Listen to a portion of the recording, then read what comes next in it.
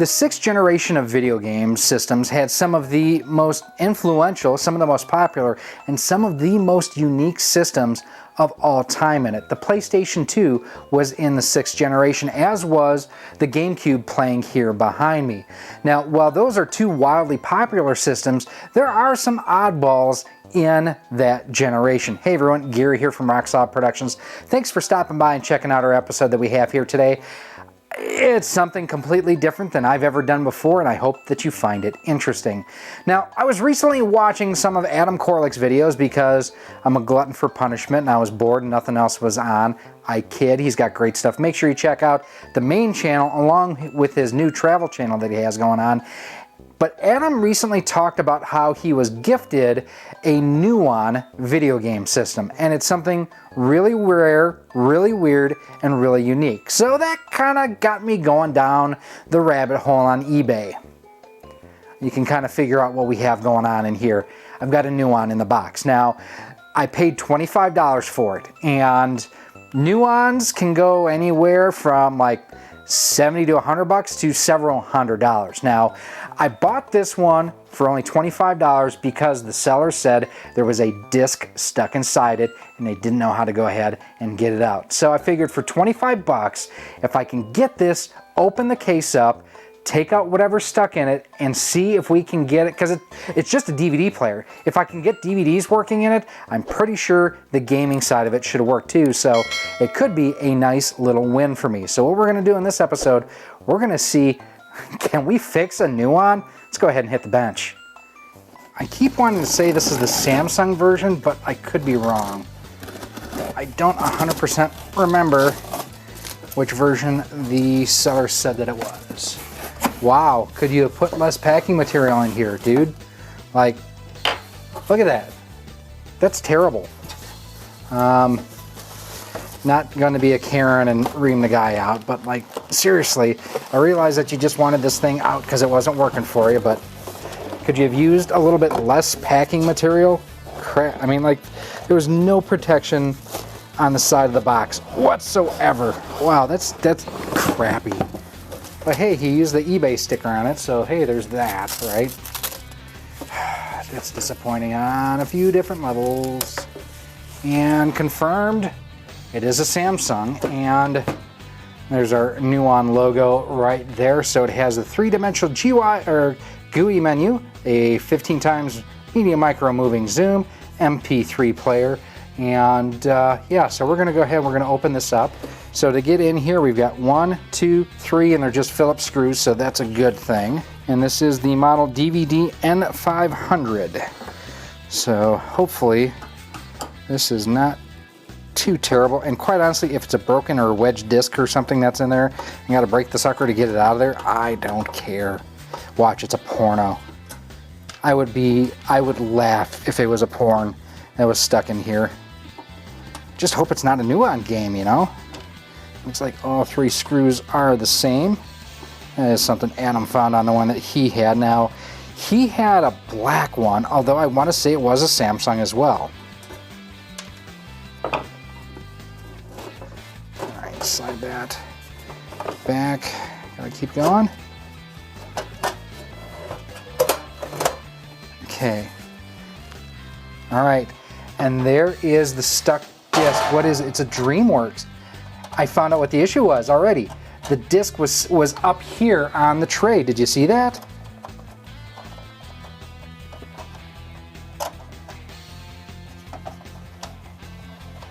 It's Megamind. Actually, a great movie. All right, so we have the stuck movie out. Let's see. We're gonna go ahead and we're gonna plug it in down here, fire it up, and see. Very cool too. If you look, there's the NUON chip right there, the NUON branding on the chip. Power standby. Ooh.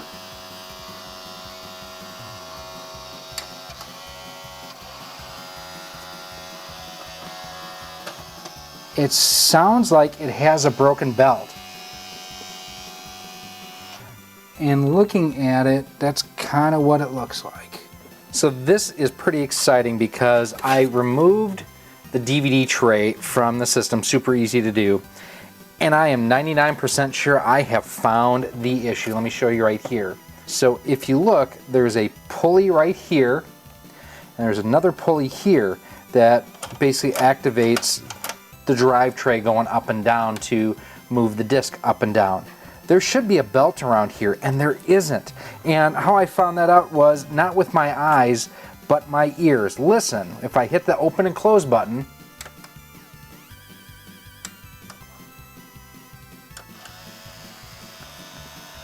and I could hear that motor going, and it's right here is where it is. Let me do that again. I'm going to move that over there. So this is what's making the noise. So it was more my ears than my eyes that told me what was going on. And once I moved this side to side, and it was from one position to the other, it basically stopped running. Now what I'm going to do, I'm going to put a little bushing oil on that pulley there, because as you can hear that buzz, that's not good. So unplugging the system just to make sure that we're working safely within here. First things first, I'm going to hit the power button for a few seconds, discharge any capacitors that might be in here. You might also see this ribbon cable. I actually removed this thinking I might have to remove the whole tray. Didn't have to do that, which I'm really glad. So on Amazon, I happened to find this pack here, and I will throw it up on screen for a couple of dollars. It was under $10 with an assortment of different drive belts. I'm thinking one of the smaller ones that's right here will work perfectly for our needs. So this is actually super cool that this may be fixed here in a moment. Now you want to have something that's long enough that's going to go around both pulleys, but not so long that it basically slips and doesn't grip. I think this one is going to be too small. That one might work. I'm going to try this larger one first and see if that will take care of the issue. And the thing is, looking here, you can see this is a larger diameter pulley, so while the distance from here to here isn't that great, the diameter of that pulley is what kind of has me not concerned, but just wanting me to make sure that I have the proper size. Because if it's too tight, it is likely to slip, melt, do bad things. On here, I think I got it. And I did.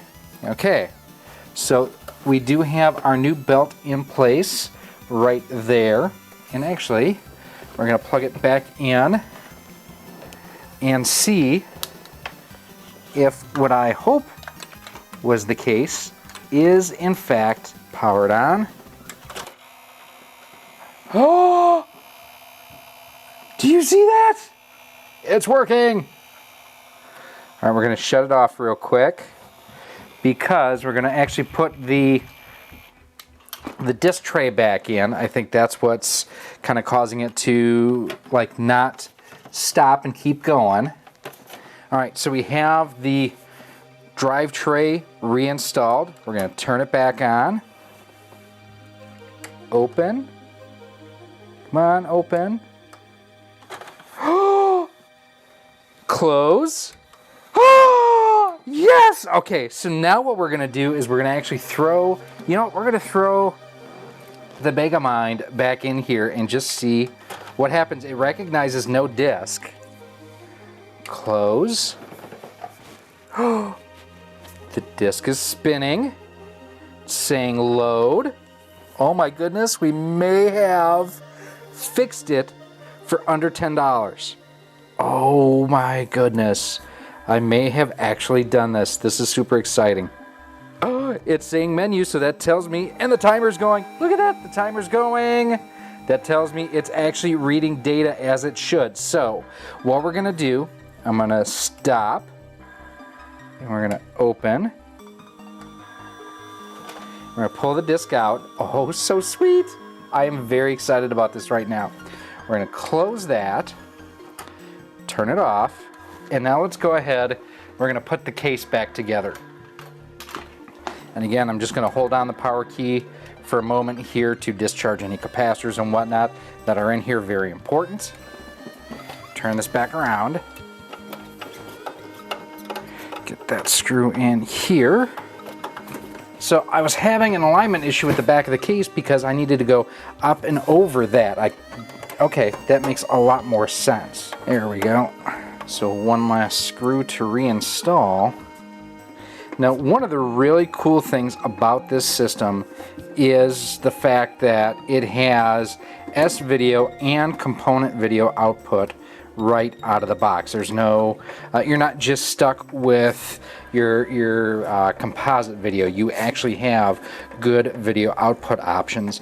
You also have digital and coax audio output. So this, I mean, for a DVD player, has a lot of great features on it. Now, one thing we're going to do before we hook this up is we're going to clean the top of this a little bit. And for that, we're going to turn to one of our favorite cleaners. So you may or may not be able to make it out on camera here, but there's a decent amount of scuffing and whatnot on the top of this system.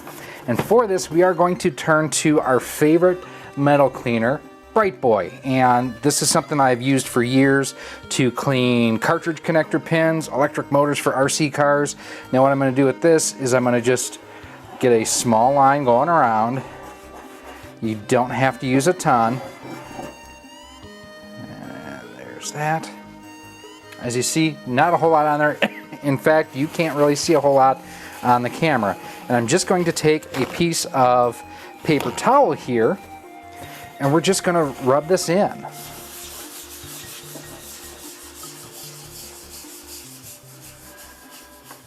And in a lot of ways, I mean, the scuff's already off of the top of here. That's how good this stuff is.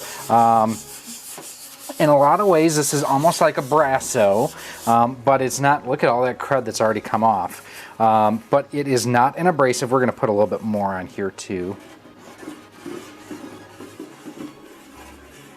It's not an abrasive, and it cleans off more thoroughly when you are all done. So it doesn't leave a chalky residue behind. But this is actually what Bright Boy was designed to do, was as a metal cleaner and metal polish. So there's a nice scuff right here. I'm hoping that we can get that out. And this is an aluminum topped case, essentially. That's how and why this is able to work. But you know, look at that right there. How much gunk I'm getting off already.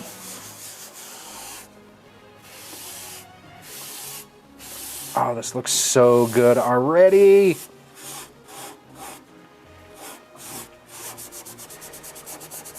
And again, remember, not including shipping, I only paid $25 for this. So we're going to let this sit and just let the Bright Boy do its work. We're going to come back a couple minutes, wipe everything off. So it's been sitting here about 10 minutes now. We're going to go ahead just with another fresh, clean paper towel and wipe the excess off. We are going to take an extra step after this, but I mean, look at all that filth that's coming off of here. It's wonderful. This is why I use Bright Boy. This stuff just works. And